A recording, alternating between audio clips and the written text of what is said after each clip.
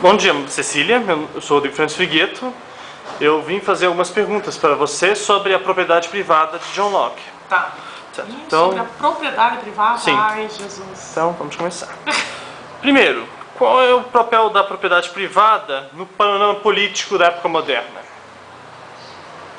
Bom, a propriedade privada ainda no cenário do período moderno é ainda a grande, como que eu posso dizer, o grande elemento constitutivo de classe, né? Porque na Idade Moderna ainda os valores, eles são baseados num valor que tem fortes laços ainda com valores medievais no sentido do direito à propriedade. E o título de nobreza, e o que a gente pode afirmar, né, principalmente o P.R. Anderson, no Linhagens do Estado Absolutista, ele trabalha justamente com essa questão, que os valores ainda ao longo da Idade Moderna são valores essencialmente da nobreza feudal. Ao contrário, depois no período de transição da Idade Moderna para a Idade Contemporânea, quando esses valores vão pouco a pouco sendo cada vez mais valores da burguesia. Então baseados não mais somente no direito à propriedade, mas se estende também a outros elementos constitutivos de poder e de riqueza. Como o estado de natureza se impõe diante da propriedade?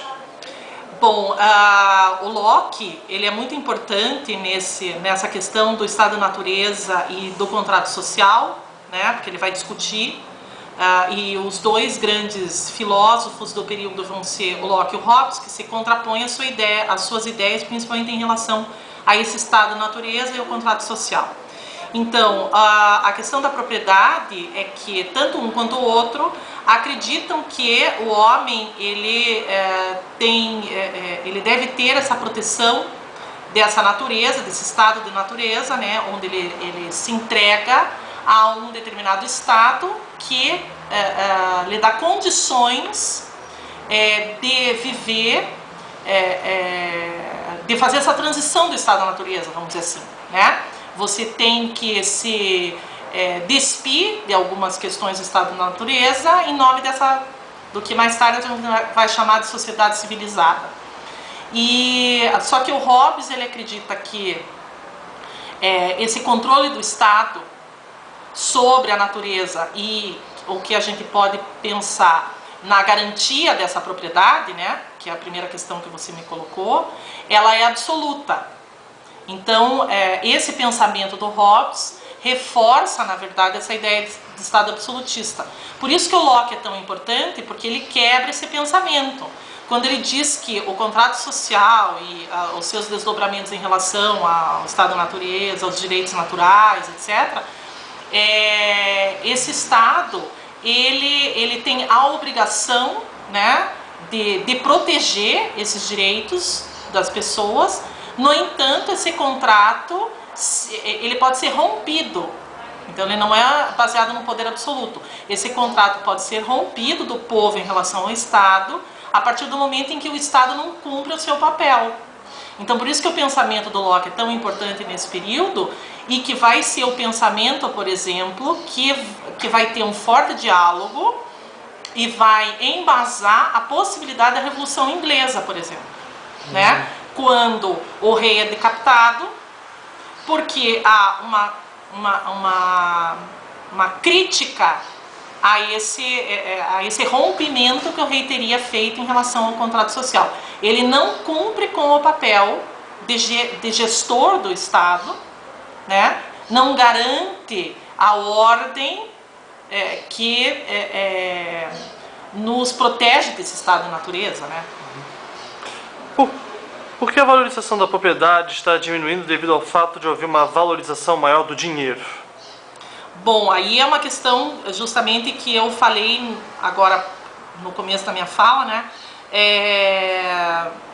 Bom, em primeiro lugar, eu coloco em dúvida se realmente a propriedade de terra, que eu acho que é o que você se refere, né, diminui em relação à riqueza, moeda, dinheiro. É inegável, por exemplo, que hoje a acumulação de riqueza, dinheiro, inclusive se discute essa questão do dinheiro que, na verdade, às vezes nem existe, né? É um dinheiro virtual. Mas eu coloco em jogo isso. Realmente, a propriedade, ela perde a importância em relação à acumulação de dinheiro, porque a propriedade privada ela é um valor ocidental, né? A gente vai ver em relação a outras civilizações, ela não tem essa importância da propriedade, não dá tanta importância a essa propriedade como um bem, inclusive que são na Constituição, né, que defende esse direito à propriedade. Ele é uma questão que está muito mais ligada ao universo simbólico, que se constitui lá nas nossas raízes da civilização ocidental, que são a Grécia e Roma, onde se cunha essa questão da propriedade privada. Então, é inegável que a riqueza, ela não vem mais da propriedade unicamente, né? E isso já acontece ao longo da Idade Moderna. Então, os valores burgueses, os valores das pessoas, e até dentro de uma sociedade de classes, e não uma sociedade da Europa feudal, onde se baseia em título de nobreza, que se baseia no direito na posse da propriedade, né? Essa transição faz com que você tenha acesso a novas formas de poder que não necessariamente é propriedade. Mas eu não vejo que a propriedade perde o seu status. Tanto é que todo mundo, quando fica rico, logo quer comprar seu pedaço de terra. A propriedade atual é considerada inata ou empírica, devido ao fato do crescimento do trabalho rural? Isso você está perguntando em loco ou para nós hoje?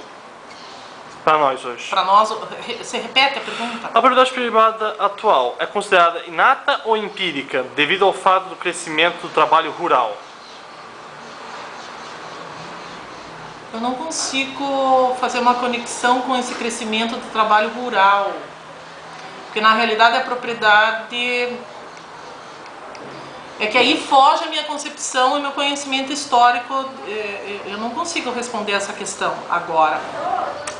Não consigo ver uma conexão, porque na verdade quando eu penso em trabalho rural, inclusive aí não uma concepção como historiadora, né? O trabalho rural, geralmente, ele é exercido por aquele que não tem a propriedade, né? Quem tem a propriedade não trabalha na terra, faz um outro tipo de trabalho, porque também aí o conceito de trabalho é relativo, né? Sim. O fato do urbanismo estar crescendo nos leva a acreditar que a cidade está se tornando a nova propriedade privada. Você concorda com esses termos? Sim, a propriedade privada, eu não sei se ela está se transformando numa nova propriedade privada. Aí no sentido da diferença entre campo e cidade, né? Mas a propriedade privada no processo de urbanização é tão ou mais importante quanto você ter propriedade no campo. Aí é uma questão de como, é uma questão simbólica, de como você adquire e que fim você dá a essa propriedade.